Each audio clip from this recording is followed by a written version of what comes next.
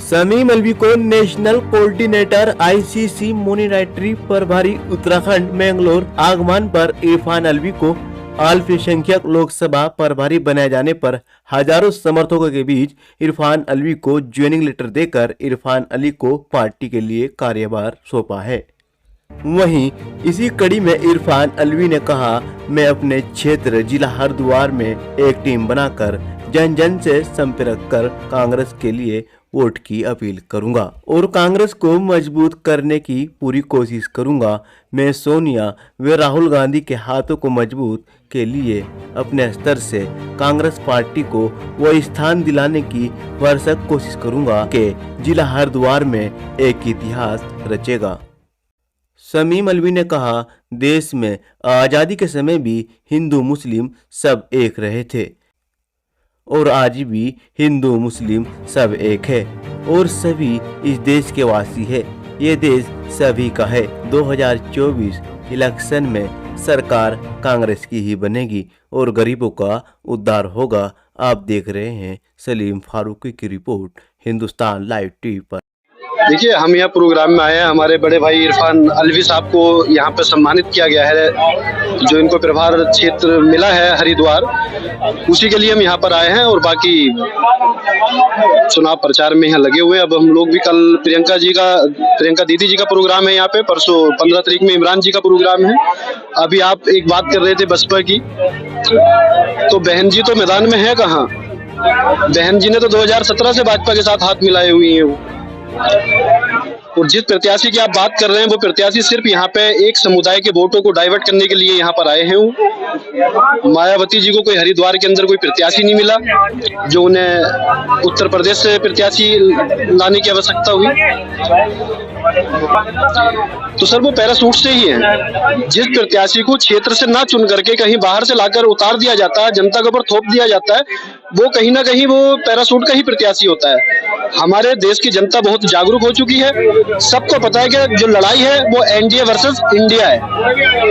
आने वाली 19 तारीख को या जितने भी हमारे 7 फेजों में चुनाव होने हैं, हमारे आपके मीडिया के माध्यम से मेरा सभी से अपील है कि जिस राज्य में जिस वक्त भी चुनाव है, अपने बच्चों का भविष्य देखते हुए वोट करें। जो सरकार 2014 से सत्ता में है, वो सिर्फ हमें बांटने का काम करती है, नफरत फैलाने का काम करती है। हमें इस नफरत को हराना है और भाईचारे को जिताना है।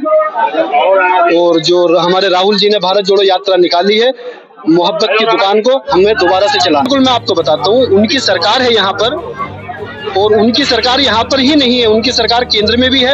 और जो उनका गठबंधन है, जो एनडीए का गठबंधन है, वो 38 दलों के बाद ईडी, आईटी और सीबीआई के साथ जो उनका गठबंधन है, वो सबसे मजबूत गठबंधन है।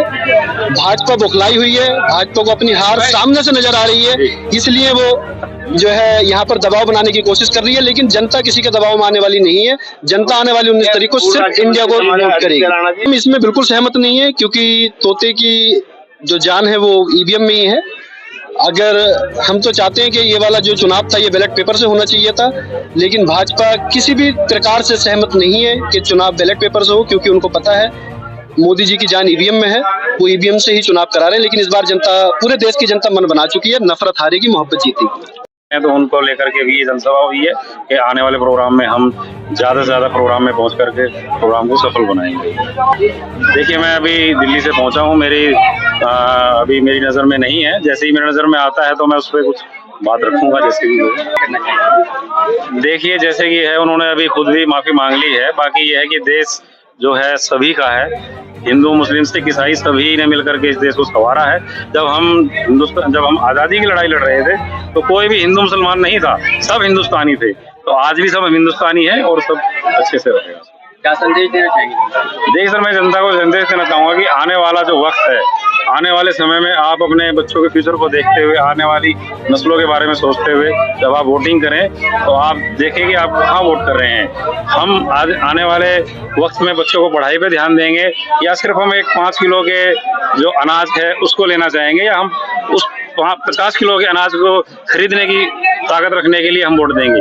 तो मेरा सभी से ये है कि आप 5 किलो अनाज वाले महीने में आप 50 किलो अनाज खरीदने वाले बने, और ये जो आपके मोदी जी हैं, आपके अमित शाह जी हैं, ये सपने दिखा रहे हैं। जैसे 15 लाख का सपना दिखाया, तो आप इनके सपनों के बहकावे में ना आए। आप एक अच्छे से देख करके सोच समझ के अपने मतदान का सदुपयोग करें।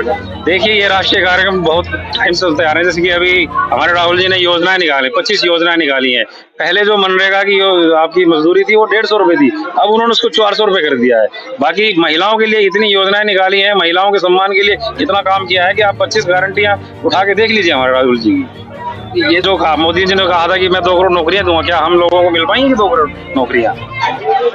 शौचालय मुक्त कर दिए शौचालय मुक्त किया है, बहुत अच्छी बात है, लेकिन और भी तो योजनाएं हैं। शिक्षा की तरफ आप बढ़िए। शौचालय मैं नहीं मानता शौचालय मुक्त हुआ है। आप जब गांव-गांव में जाएंगे तो भ्रष्टाचार सामने निकल के आएगा कि प्रधान ने कितना पैसा लिया, उसके सचिव ने कितना पैसा लिया, इसमें कितना बड़ा घोटाला हुआ है, वो सब चीजें निकल के आएंगी आपके सामने।